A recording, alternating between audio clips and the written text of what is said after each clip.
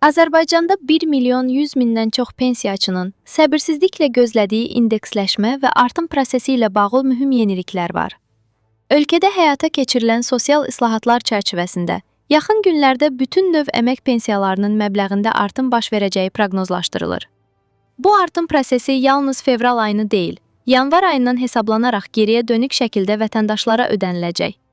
Hazırda dövlət qurumları və iqtisadçılar artımın dəqiq faizini müəyyən edəcək, rəsmi statistik göstəricilərin elan olunmasını gözləyirlər. Konkret nöqtə az məlumat verir ki, bu haqda millət vəkili Vüqar Bayramov danışıb. Onun sözlərinə görə, fevral ayının ilk günlərində açıqlanacaq rəsmi statistika ilə bu rəqəmin 9,2% ətrafında olacağı proqnozlaşdırılır.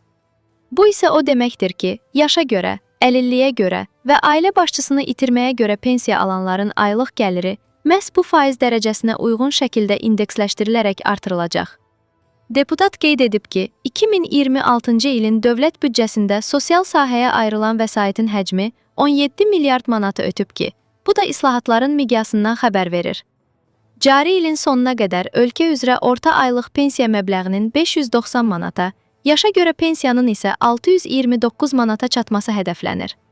Bu addımlar dövlətin son illərdə tətbiq etdiyi 5-ci böyük sosial paketin tərkib hissəsi kimi qiymətləndirilir.